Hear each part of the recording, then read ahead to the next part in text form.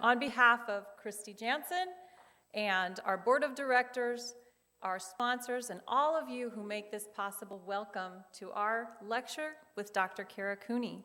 Before we get started, I want to thank some of our sponsors, because without our sponsors and our generous donors, none of this would happen, and we are delighted it is happening. So I'm going to share their names with you, and after that, I will ask you to join me in the happy sound of congratulatory applause that I know you'll be happy to share with them. Today's discussion, as well as Lost Egypt, Ancient Secrets, Modern Science, is brought to you by Valmont Industries, and some of those folks are here today. And we're still seating people, as you can see. We had a long wait list to hear Dr. Cooney. So those folks will be coming in as I do this.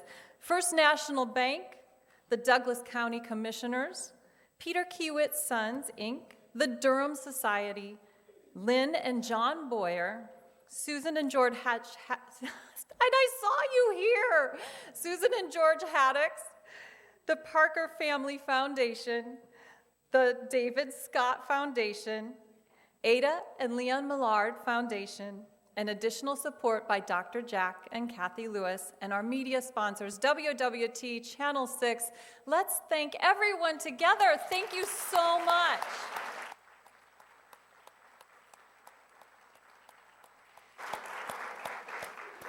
One thing we love about our wonderful city is the ability for all of us to come together to bring amazing programming to all of us here in this town. Today's event has a bit of a textured feel to it. We're going to, after I speak, which will be brief, have Dr. Cooney come up and join me. I will leave the stage. She will give about a 45-minute discussion on her topic, which is an enormous expertise in ancient Egypt and Egyptology. She is an Egyptologist, so if you haven't met one, this is how one looks. Following that, we will have a Q&A. We'll have some runners in either aisle. You'll have Virginia and Kathlyn helping out with that. We will have microphones. If you ask a question and you're very polite, Dr. Cooney may call on you.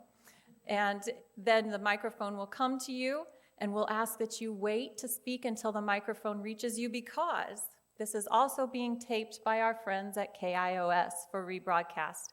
And KIOS is an Omaha Public Schools radio station facilitated by our friend Bob Coate. So after that, there's more, a dessert reception. So if that isn't enough, we get to also have a bit of community with each other. I have had the incredible pleasure of spending some time the last 24 hours with Dr. Cooney.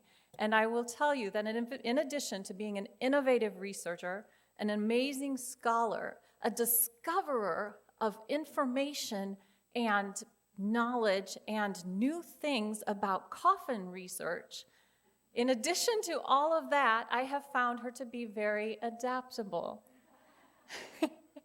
We shuttled her around. She got here from the airport last night.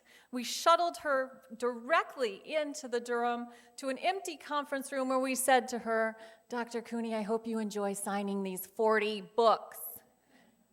And we gave her a water, and she signed them. And then we took her to dinner, and today she met with students and educators from Creighton and UNO. And she had an opportunity to also have a luncheon with individuals. She met with some of our sponsors and donors and friends before tonight, and now she's going to spend some time with you. So with that, I will ask you to give a big Omaha welcome to Dr. Kara Cooney.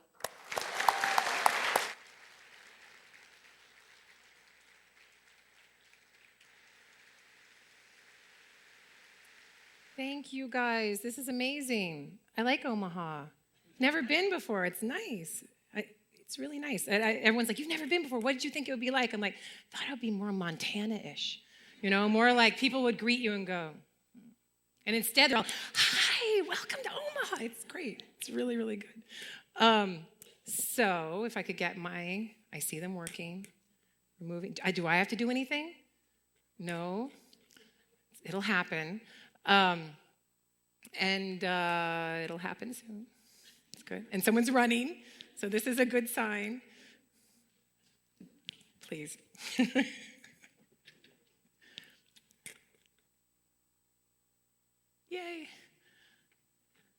good. Thank you so much. Okay, so let's get started because I know I have 45 minutes and I always have too much to say. I don't know if that's a good thing or not. So this is my normal academic existence. I teach at UCLA, and writing books that are full of narrative and conjecture, this is not the way to get tenure. This is the way to get tenure. So I've been engaged in a 6-7 year, I can't even remember, study of ancient Egyptian coffins of the 19th, 20th, and 21st dynasties. And I've collected about photographs of 300 of these objects. And during the Egyptian Revolution, and after the birth of my son in 2010, I decided to stick to Europe. And so I've been traveling from Berlin to London to Paris to Rome and Vienna. It's been horrible. And so I've been doing that every June and some Christmases for the past 6-7 years. And this book is long in the making. It'll take me probably another 3 to 4 years to actually write it. It'll be my magnum opus, if you like. And it's very data-driven. It's very complicated research. I have to keep track of all of these coffins and the names of the coffins, the museum, and whether it was reused or not. And I'm looking specifically for coffin reuse. And I don't have time to talk about that right now. And this book was a kind of pause for me, a breath, if you like. I had just received tenure at UCLA, and I was approached by a book agent out of the blue who said, you know what, I think you need to write a book about Hatshepsut. And I said, I can't write a book about Hatshepsut. This is this female king that we'll be talking about today. And he said, well, why not? Why can't you write a book about Hatshepsut? And I said, with no irony, I said, well, she's 18th dynasty, and I do the 19th dynasty. And he goes, Kara, come on. But this is the way academics think. We like to put ourselves in our little boxes, and it's safer that way. You don't want to leave your little box. And he said, don't you want to write a throwdown on women in power? And I thought, well, maybe. That's interesting, women in power. And so, I thought about it for a while and eventually said yes. And then the first thing I did was I started a new class at UCLA called Women in Power in the Ancient World. And it's now a GE, General Education class at UCLA. And so in a way, I taught my way into this book. And the book has just been assigned to students for the first time. It was assigned to students this last winter and will be assigned again. And it was a way for me to understand Hatshepsut's context. And so what I'll present to you today will be a discussion of female power today, a discussion of about 10 females in the ancient world who were able to achieve the highest levels of political power, and then a discussion of Hatshepsut and how she did it. And we'll see if we can get through this in 45 minutes. Okay, so I said women in power today, right? When this slide goes up, it's the first slide that goes up in my Women in Power class in the ancient world at UCLA, and I usually get a pretty visceral response. And we spend about 20-30 minutes with this slide and with this slide. And we go back and forth between the two. And it's an extraordinary thing, the ideas that the students have when they're looking at this imagery. And to conclude, and I know I don't have time to throw questions at you guys right now, but essentially, we're worried about clothing and hair. We're distracted by jewelry. We're distracted by makeup. Anyone care about the haircuts or the neckties on these guys? Not really. So all the guys in the audience, getting dressed is very, very easy when you're going to your workplace. It is not so easy for the chicks. You may disagree with the politics. Some are more to the right, some are more to the left. But when we look at this slide, you might think, well, they're not smiling. You might think they seem angry. You might be hostile to female power. You might be intensely proud and think, look at those women and what they did. This is extraordinary. But I think none of you will deny that this is unique. This is an unusual thing. This is an aberration. This is, to get to these pinnacles of political power, these women had to overcome many obstacles in their paths, and they were able to do this. And so we look at this with hostility or pride. There's not much in between. It's a lot of strong emotions about this topic. And yet what they did in each case is pretty extraordinary. This is normal. This is what we expect. The male at the podium, if he has a scowl on his face, and I don't think people will call him bitchy, I think it'll just be normal and he's powerful. And this is what a patriarchal society gives us. This is an expected thing. This is the kind of thing I try to break down in my class at UCLA. And we start with the discussion of cognitive differences in male and female approaches to power, and many different ways of dealing with this. And I start the next week, we jump into hunter-gatherers and discuss how a female survives versus how a male survives. And I'll probably come back to that a little later in the talk. But first, what is power? It's a big thing. I didn't want to teach a class at UCLA that was women in the ancient world. That exists at every university. We talk about the hearth and the home, and we talk about women and childbirth and how they're in the domesticated spaces once you achieve complex civilization. I wanted to talk about women and power and why they're specifically excluded from it then in the ancient world and to a large extent now. If you don't believe me, I've got some slides to prove it. I'll show you. But I like this book by Michael Mann, University of California at San Diego, and he broke down power into 4 different parts: ideological, economic, military, and political. The ideological, and I don't say religious because there's many a good communist out there that doesn't believe in God, but uses ideological power with impunity, yeah? Even mummifying the bodies of their dead leaders in a religious way, but there's not a religion there. Ideological power is extraordinary. It can be neither proven nor disproven. If I put somebody before you and I say, God chose this person, and you believe in that God, and you saw a spectacle that proves that to you, you're probably going to go along with this situation. It's a very, very powerful thing, and I think this election is proving that. Military power is pretty easily understood, right? Who's got the bigger army? Who's got the bigger guns? Who's got the bigger tanks? Notice how all of these things intersect, right? If I have God on the side of my army, then this will be easier. If I have more money to pay my army or to build it, this will be easier for me, right? There's no hard lines between any of them. Economic power, who has the most money? That's pretty easily understood. And money can certainly, as we all know, buy you power. Hatshepsut understood this as well. We'll get to that in a bit. Political power is a little harder to understand. It's fuzzier. Political power essentially is, how do I get all of these people to go along with this idea? Do I have to pay them? Do I have to threaten them with my military power? Do I get them to think that God chose this for them? Do I use my special oratory skills? Do I build factions? How am I going to deal with this? Political power is the fuzziest to define, but it is an extraordinary means of combining all 4 of these different elements. I do think that Michael Mann could have added sexual power to this, because whether you are a man or a woman, gay or straight, whatever your sexual identity is, will determine how much ideological power you can have, or what kind, or military power and what kind. And let me go into that right now. So I don't think it's a surprise to many of you that political leaders of state who are females are rare, few and far between. And when they do come to power, it's very often a crisis that allows them to do this. In India, for example, if somebody is assassinated, you might see a female member of the family come to power, even in a democratically elected society. This has happened in South America recently as well. This country still has not elected a female president. We elected a black man before we elected a female president. I think that's an extraordinary thing. If I almost said Elizabeth Warren, ooh, that tells you what I want to have happen, but it won't. If Hillary Clinton is elected, if Hillary Clinton is elected president, then I suspect those next 8 years will be a discussion of misogyny in the way the last 8 years have been a discussion of racism and how race plays into politics. It's an interesting direction that we're going into. But it is a rare thing, and I don't think that any of you will be surprised at that. Given that many of us work in more broadly understood political systems with parliaments or congresses or groups like this, okay, we can look and see how many women make up these groups. And we're talking about 1 out of 4, 1 out of 5. It's not 50%. So it's improving, but improving slowly. Europe does a little bit better than the United States. Canada does better than the United States. But, you know, the numbers are creeping up, but nowhere near 50%. When we human beings have the ability to give women economic power, we usually run screaming in the other direction.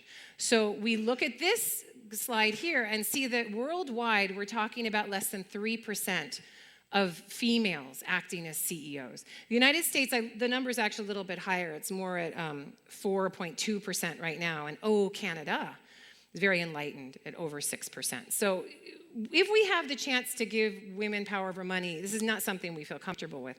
And when the free market is there pushing this, and you have shareholders who might be worried about a woman who has a child, then you have all kinds of pressures that will act against this eventuality happening. And I always think of Marissa Mayer, CEO of Yahoo, and when she was named a CEO and then got pregnant and had a baby, and then it's all over the news. Everyone's freaking out. My God, how can Marissa Mayer have a baby and be CEO of this company, Yahoo, simultaneously? She cannot do it. And there were pundits left and right saying, yes, she can, and no, she can't. And I remember I was at home on maternity leave with my young son going, she can't do it. There's no way she can do it. It's impossible. So I like to, in my discussion of these topics, be as practical as possible because the female body is different from the male body. And how many women have given birth in this audience? Hands?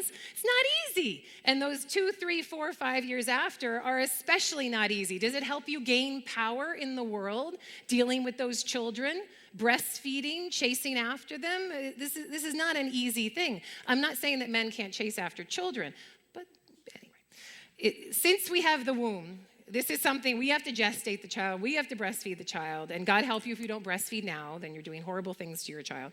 It's a lot of investment, and it is, now we're in a place where, I teach at UCLA, they give me a significant amount of time off so that I can go to crazy land, and I'm serious about that, and then come back healed and more myself, and then go back into the workplace. And if I did not have that, I would not have power at my university. I need help from my system and my institutions to allow me to have that power. So now, interestingly, in the military, and I apologize, there's no Coast Guard on this. My father was upset because he's auxiliary Coast Guard and he trolls up and down the Houston Ship Channel and looks for terrorists or dead bodies or things like that. He loves it.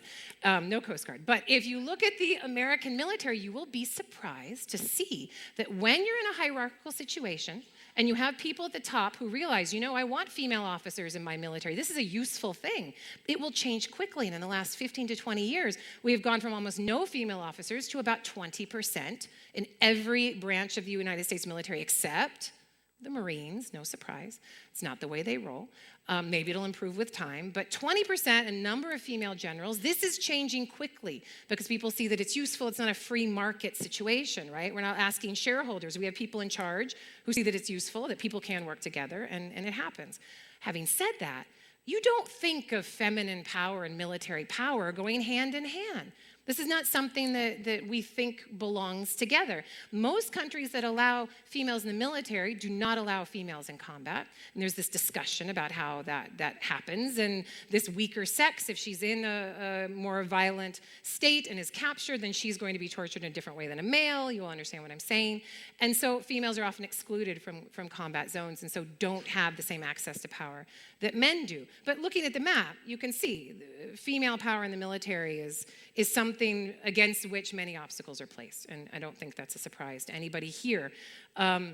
Even though we're using guns and tanks and not the brute force of our bodies, as you would have in the ancient world, it's still a significant way that we think. The biology is always with us. The biology always follows us.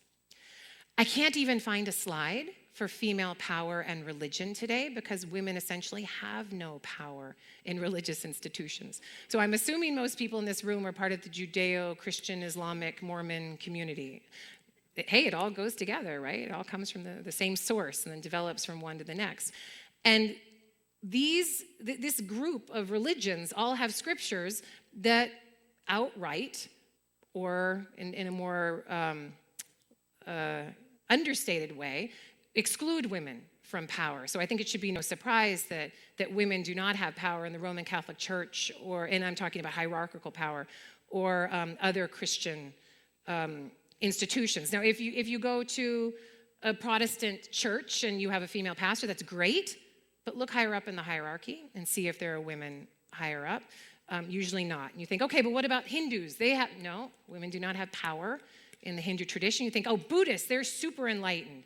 There's a Lotus Sutra that says that a woman must become male for a brief period of time to become enlightened.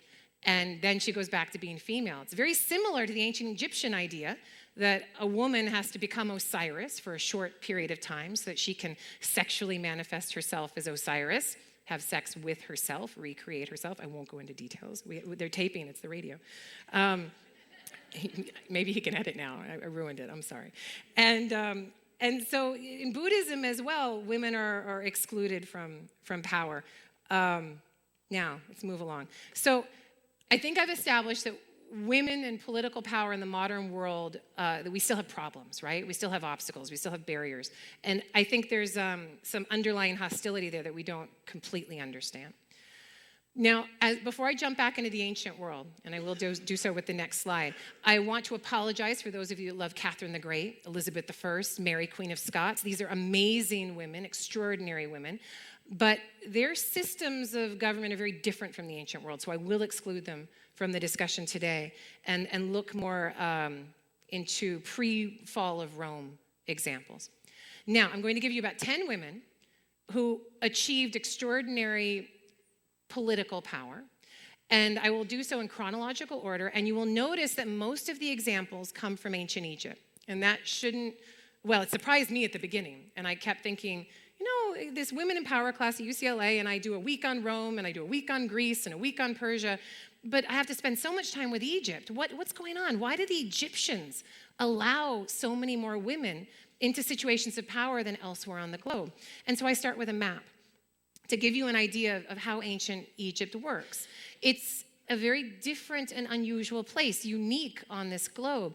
It's protected on four sides, Mediterranean Sea to the north, two deserts on the east and on the west. To the south, you have a strong desert expanse, and you also have cataracts, big granite boulders that block your travel further south on the River Nile. So even though the river's there, you can't go further south. So you're talking about a place where one culture, one religion, one political system can stay and gestate and develop over time, over millennia. This is unique on the entire globe. There's no other civilization that has the same religion, same culture, same political system for so many thousands of years, so that when I have to learn Egyptian, when I was a grad student, I had to take Old Egyptian, Middle Egyptian, Late Egyptian, Demotic, Coptic. It blows the mind. And then I'm like, I'm going to stick with the Late Egyptian because all this other stuff is hard. Ancient Egypt doesn't have to deal with constant invasion, constant political competition. Compare this in your mind with what you hear every day from Northwest Asia. And you're like, where's Northwest Asia? Northwest Asia would be the modern Middle East. Think of what you hear from Syria. Think about ISIS. I like to call it Islamic State because ISIS is a beautiful goddess. Think of what you hear from Lebanon repeatedly, from Iraq. It's a place where you don't have the same geographic boundaries, where ethnicities are in constant competition with one another, where a king in the ancient world could live for 8 to 10 years before Hammurabi comes in and takes him over, and that was doing pretty good. It's a constant dealing with building your army up, making sure you have coalitions with different city-states. You have different coalitions building and then breaking up. Egypt doesn't have to deal with this. Egypt is protected. Egypt can have a political system where people value stasis. They value continuity. This is part of the reason we love ancient Egypt so much, because by the time Hatshepsut came to the throne, those pyramids were already a couple thousand years old. That's an extraordinary continuity that we want to be a part of and we want to understand. This continuity, lack of political competition, lack of warlording, if you like, allows divine kingship to develop in such a strong way that if something happens to the king dies suddenly, unexpectedly, leaves behind a 10-year-old child, and everyone's like, oh my God, he's 10. Any of you want a 10-year-old running your household? Know any 10-year-olds? This is not a useful thing, right? Everything's gonna go horribly wrong.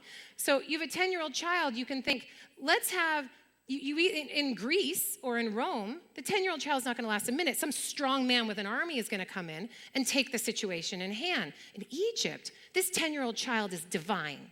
He's been chosen by the gods. An oracle has picked him as the next king. They're going to protect the dynastic line at all costs. And so a woman will be invited to come in as regent for that 10-year-old child. And that woman is usually his mother. Let me put it this way. If you have a 10-year-old child, you support the dynastic line, you want this to continue, are you going to invite the uncle of this 10-year-old child, the brother of the dead king, to come in and rule? Or will you have a woman come in and do it? Which way will invite stasis and continuity? Certainly the woman.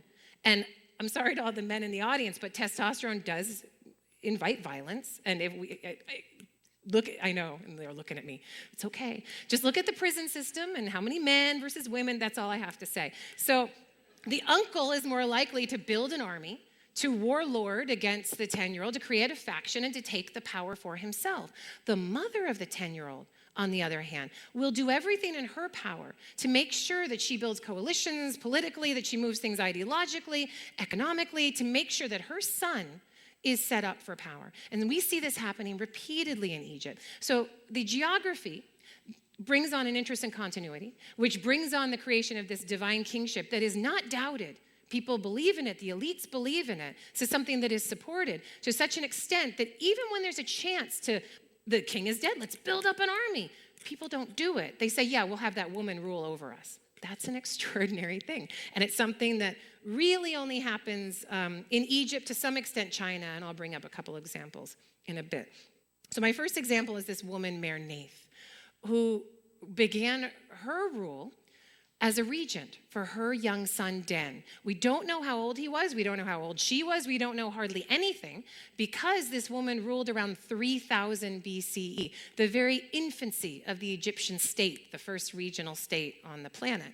And when the archaeologists found her tomb, and her tomb is this reconstruction right here, they found some jewelry. They found this could be her hand right here with this jewelry. The hand has since been thrown away. They kept the jewelry.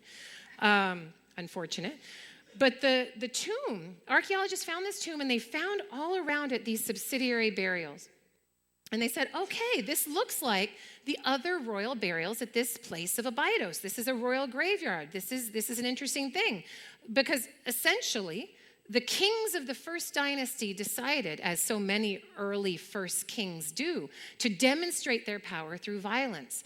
And these kings had the sons and daughters of courtiers and priests stood up in front of them, and then they were all strangled or poisoned. Their bodies show no stress or fractures. So something happened, like strangling or poisoning. They had them murdered in front of elite onlookers, to increase the keening, to increase the mourning, to make the burial of that king worthy of a god, and to have that god accompanied in the afterlife with his barber, his priests, his wives, everything that he needed in the afterlife. And we see that this burial here has the same.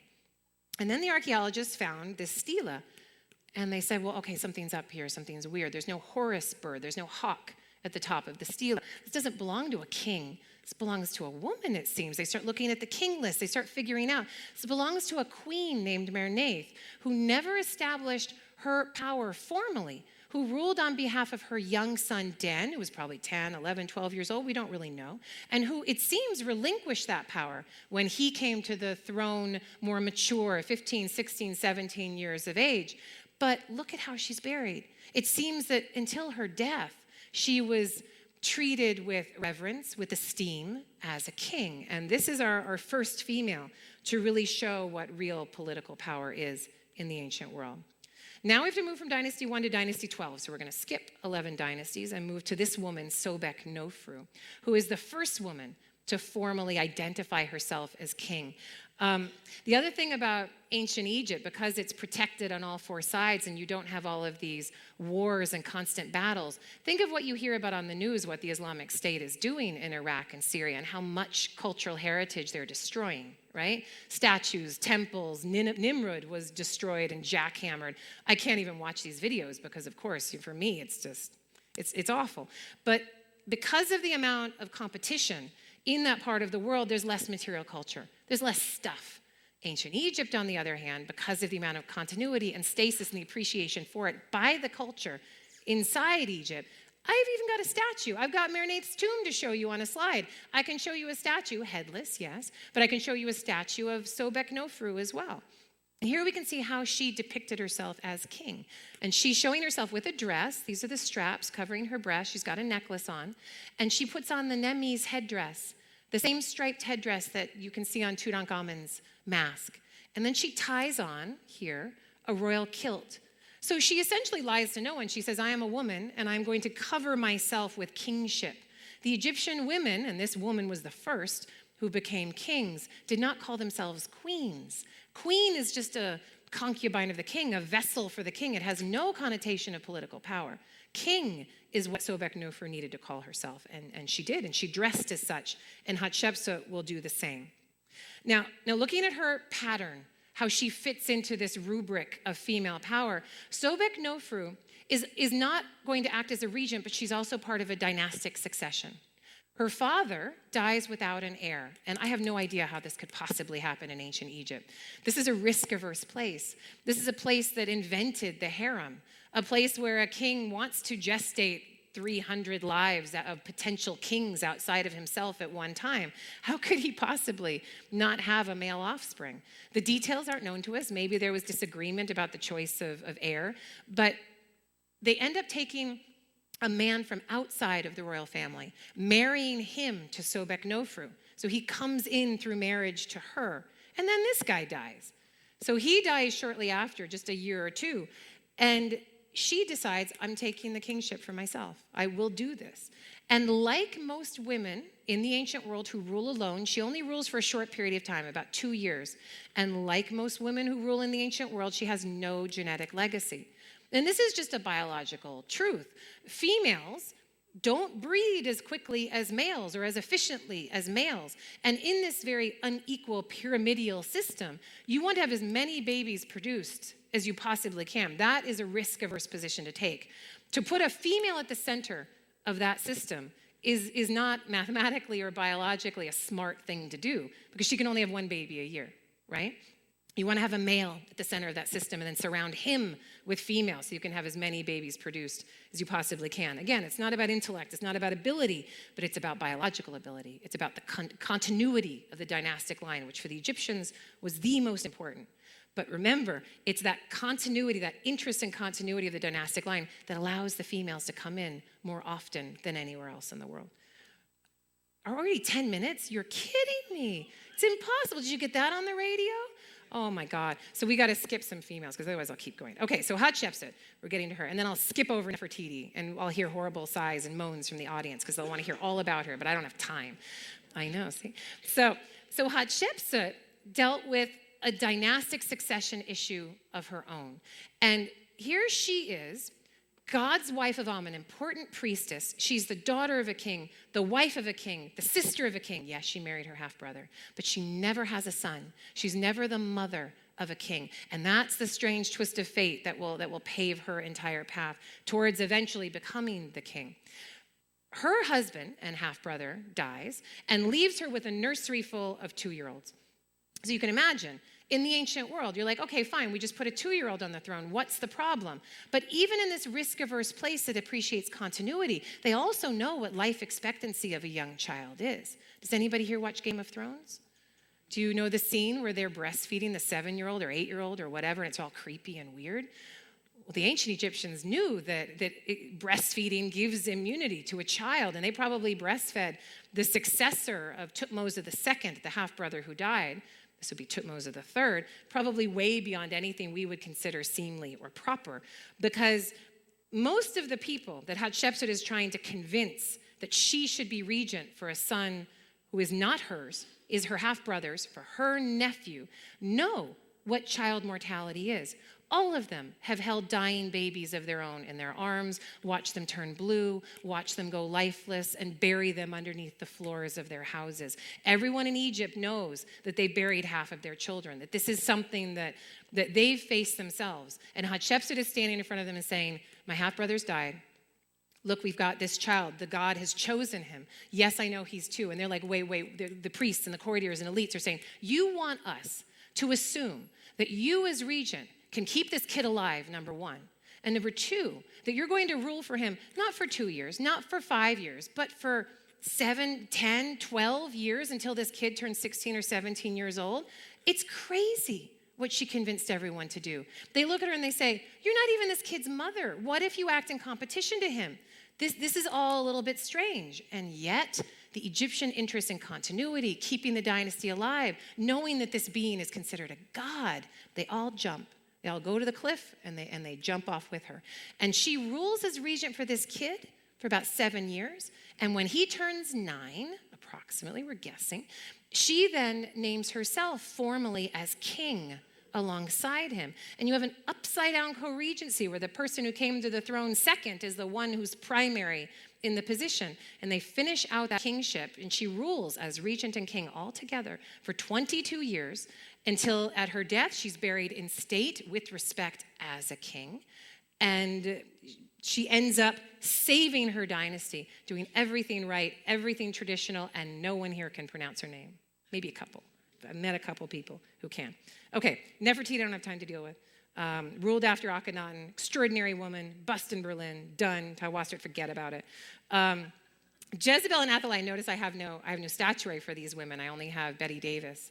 But both of them, according to the Hebrew Bible, made inroads into political power. Jezebel ended up being thrown out of a window and eaten by dogs because she wanted to worship other gods in addition to Yahweh. She grew up in a polytheistic society. No one should be surprised by this.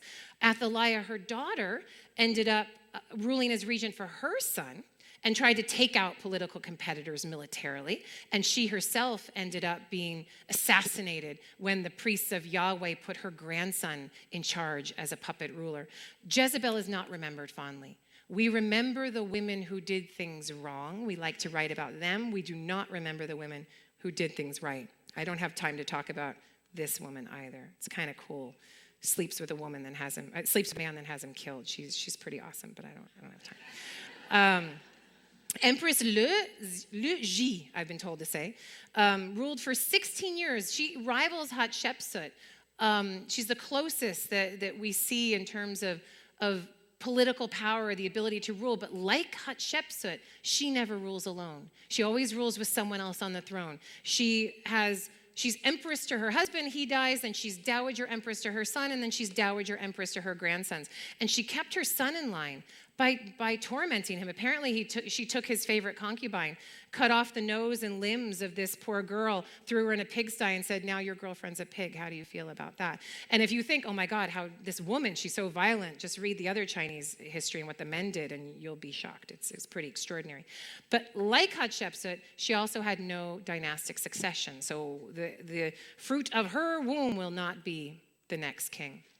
And then Cleopatra, we know well. Shakespeare's written plays about her. We love to talk about her failings, her being bitten by an asp and committing suicide.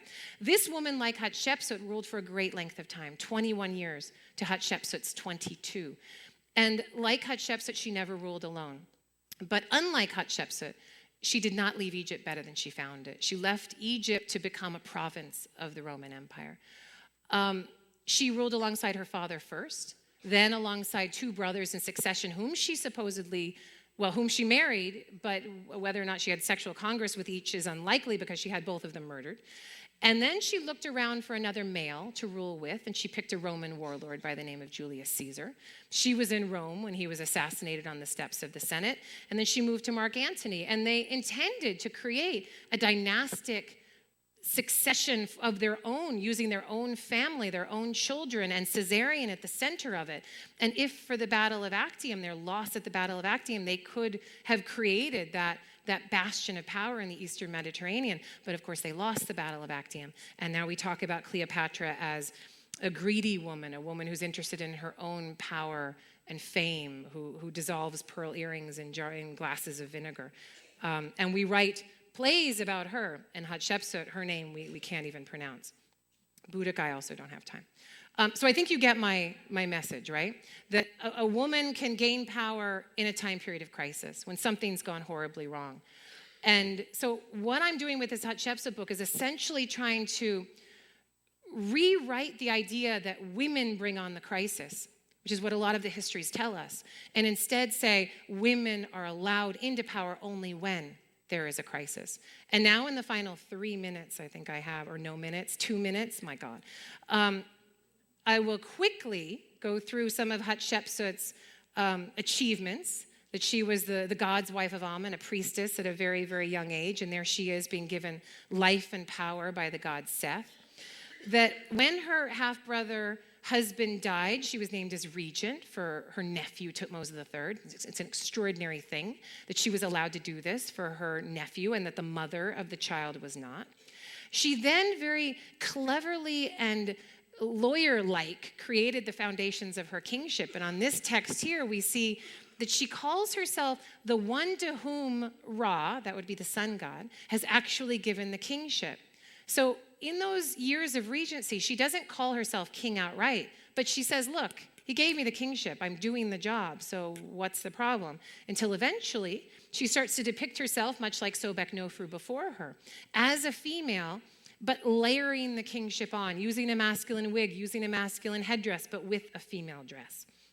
And then she's crowned at or before year 7 of Thutmose III, her nephew, and rules alongside him. And as her reign continues, we see her creating an image of herself that is very masculine, that is gender bending, if you like. And the reasons for this, I think, are clear and fit into a patriarchal society model.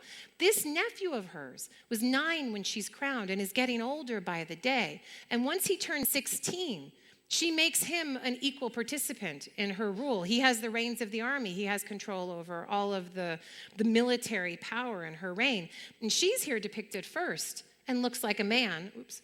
And he's depicted, what have I done? And he's depicted behind her. And they look like twins. It's almost like they're the same person. And that's the persona that she's trying to create. She's a jobs creator. She's in control of all of the money. She's paying out more from the royal treasuries than we've ever seen before, creating more positions, new positions than we've ever seen before, which makes it clear that Hatshepsut understands she has to give to get. She's not outright bribing people, but she's certainly making sure they're well paid for going along with this unusual system of rule. We don't have time to talk about Sen and Mut, but she makes sure that she names men to key economic posts who are loyal to her and only to her. And she makes sure that she has the priesthood in her pocket to such an extent that when she has herself named king, she makes sure that the oracle of the god Amun-Re is engineered to find her on a specific festival day so that the priests move towards her in a great public moment and she can throw herself to the ground before this oracle of the god and say to the god directly, oh, my father Amun, what would you have me do? And in this moment, she tells us, he marks her for kingship.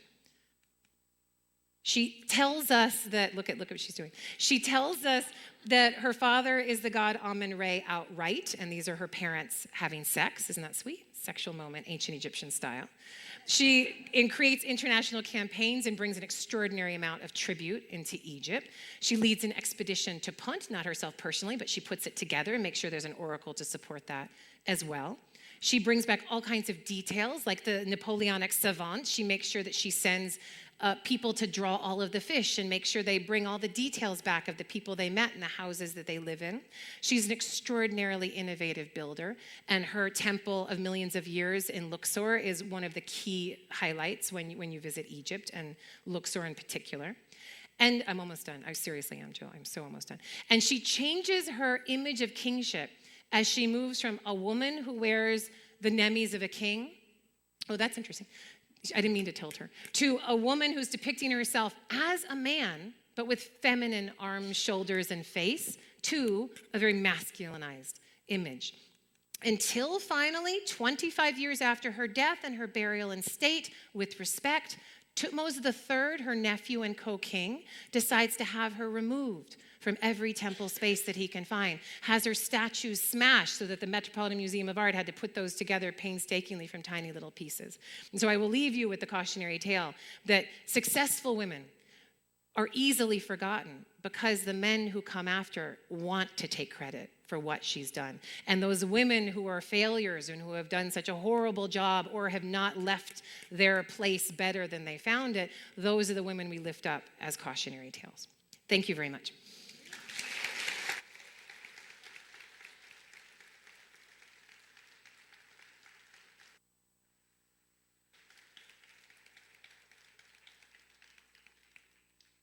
Okay, questions?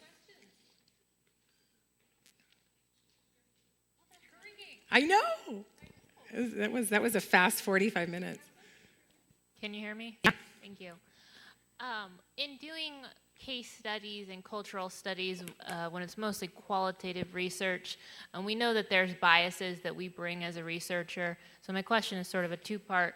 One, what do you think you bring as a bias in your research as a researcher? And two, do you think that you are more qualified as a woman to report on such a fabulous woman as this? Oh, that's a hard question.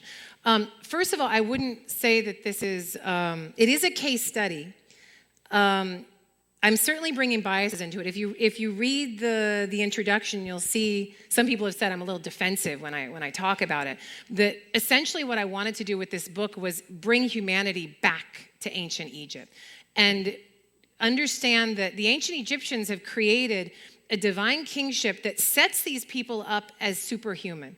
And that's the way we study them, and that's the way we talk about them. And I wanted to talk about how she might have felt or thought within the system that she's working with. I wanted to conjecture on human emotions.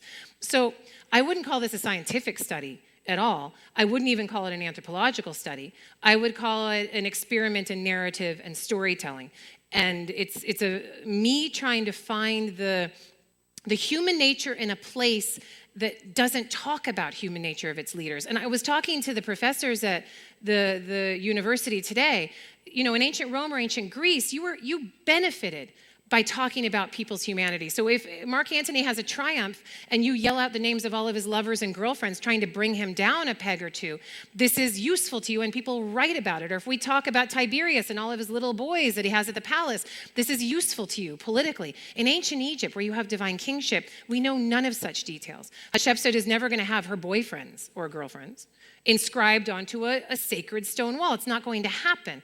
So given that the Egyptian system, based on continuity and divine kingship par excellence, I wanted to try to find the humanity within a system that's blocking that from my gaze, that's constantly throwing the veil of ideology over it and saying these people are superhuman. And I'm pretty much saying, oh, no, they're not. Let me see what I can kind of find. So again, I don't think it's a scientific study. Now, the second part, being a woman. I would have said 10 years ago, no. But having had my son and gone through postpartum depression and anxiety and all that goes with it, and taking that time off and coming back, it's made me understand my biological, that my body can betray me, or that I can at least feel my body has betrayed me, because it's so hard to have a child and bring that child up, and I can't compete with the men in my department in terms of publication and other things. I don't have the time. Even if they do have kids, I don't have the time compared to what they have. I don't know what the reasons for that are. So, but I think that having had, and I only have one child, having had my son, I think I do understand what it means to juggle my biology, my interest in having a child with my femininity. I think it's harder for a man to understand. I don't think it's impossible, but I couldn't understand it until I had the child. So I don't think I just need to be a woman. I need to have been a woman who's procreated, if you like. Does that answer your question? Yeah.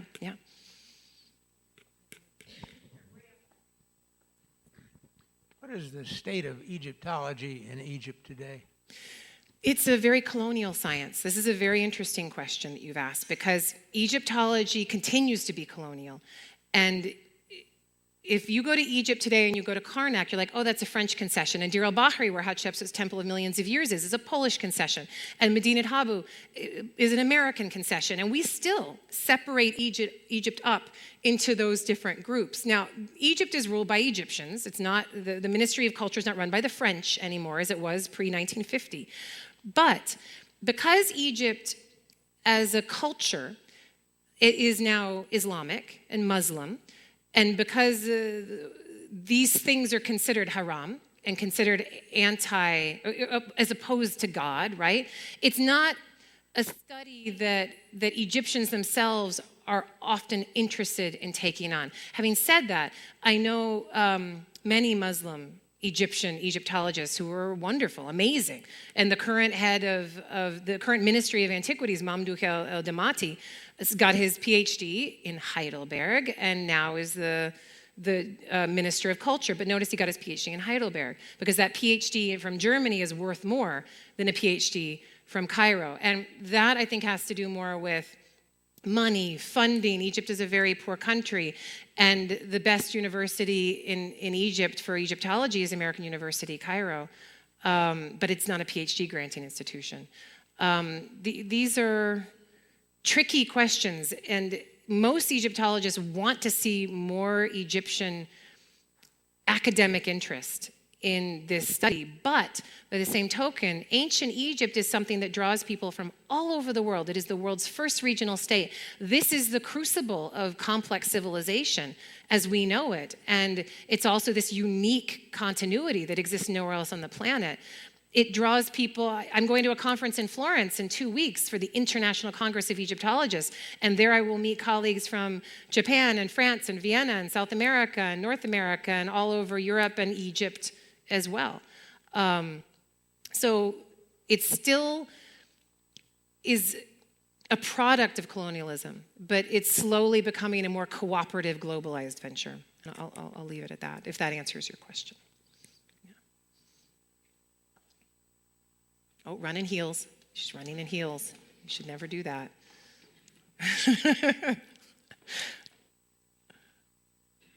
Yes. I've just read in the Wall Street Journal that over 50% of the population of Egypt is below the age of 25. Yeah.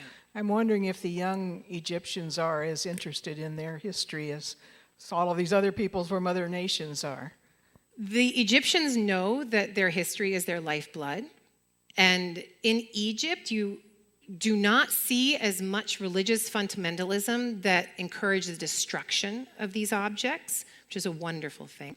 And in Egypt as a whole, you see fundamentalism, but not to the violent extent that you find it in Northwest Asia. There are many reasons for this. I go back to the map that I showed before and this geographic determinism. I'm not going to say that it's not, that terrorism can't come out of Egypt. It can. We know it can. But there's not a systematic interest in destroying monuments within Egypt by Egyptians. And that's a very good thing. This young population is interested in exploiting these objects for tourist interest, and that's a lifeblood of their economy. And things need to settle down politically, I think, to improve that. Tourism numbers go up, and then something will happen, and then they go back down again. That young population is problematic because there's not enough jobs for these people. It's an underemployed place.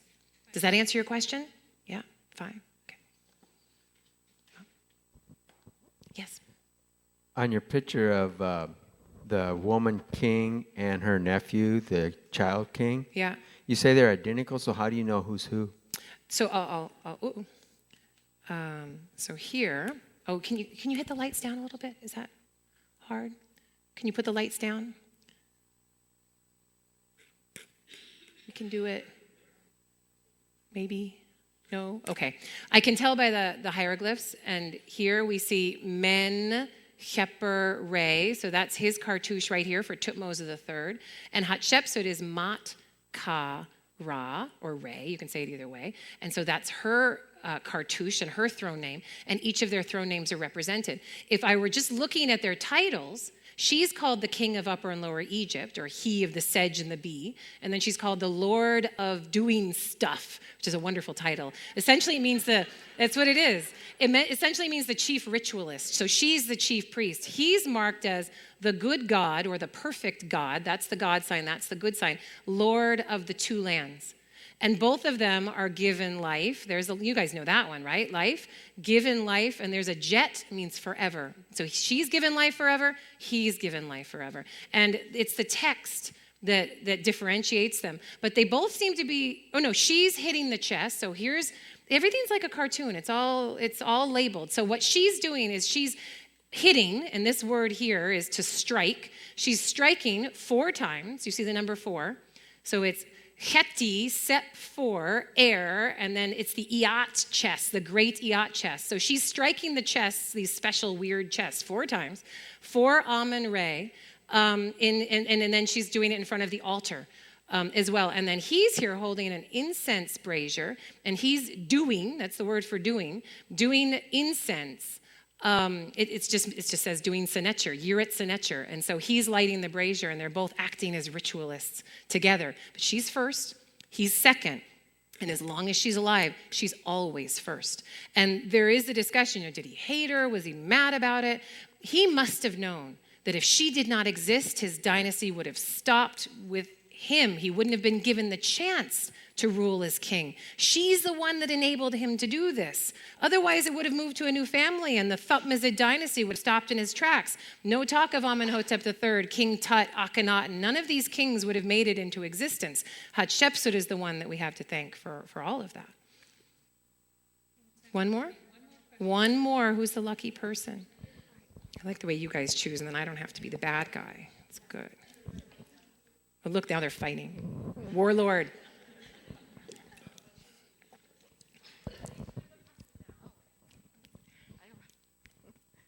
Okay, thank you. Sure. I just wondered, I have a very simple question, but I wondered what led you to your interests or to become a professor in Egyptian art? It's the most common thing that I'm asked, and it's rather unanswerable. And it's interesting. Egyptologists never ask themselves this question.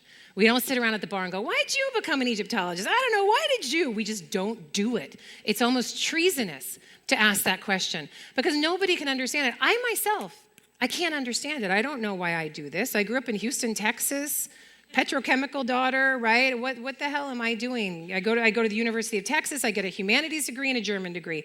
I find out that I can get a PhD in Egyptology. I'm done. I'm off to the races. And, I learned my French and my German, and I get all the things that I needed, and I have not stopped working like a crazy person since. And it never bores me. I'm constantly interested in these people. And I think most Egyptologists or people who have to study ancient people do this. I'm interested in economy. I'm interested in money. If it happened 3,000 years ago, then I want to know all about it. And so Egypt is it's my foray into understanding this crazy world around me. So I work on Egypt first, and then I look at the rest of the world and go, oh, that's crazy because of this patriarchal stuff, and this is why women don't have any power, but I need Hatshepsut to help me get there. And my coffins that I study, you saw me looking at that coffin in the first slide, I compare that in my mind to looking at a wedding dress. People compete in all kinds of crazy ways. The Egyptians used coffins in funerals to throw down and show that they could compete with the Joneses and that their family was incredibly important and could spend money. We use weddings and that outlay of cash, and then people show up and they're like, oh, filet mignon, okay, then I see who they are. And we all do it. It's just, I need to go to Egypt to understand this better for me. I hope that kind of answers it. It's kind of a non-answer. I'm sorry. Yeah. Oh, thank you. I can't help it. I know. Yeah.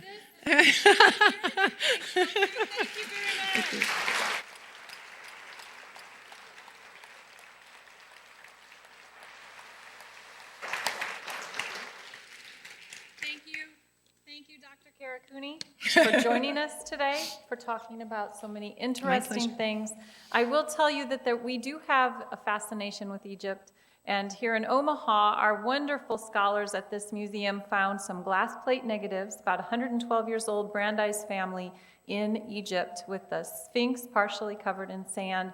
They're amazing images, so if you get an opportunity to visit with Kellen Henriksen, Larissa Crayer, Carrie Meyer, and Bill Gonzalez, they can tell you a little more about those images. So again, thank you, Dr. Cooney.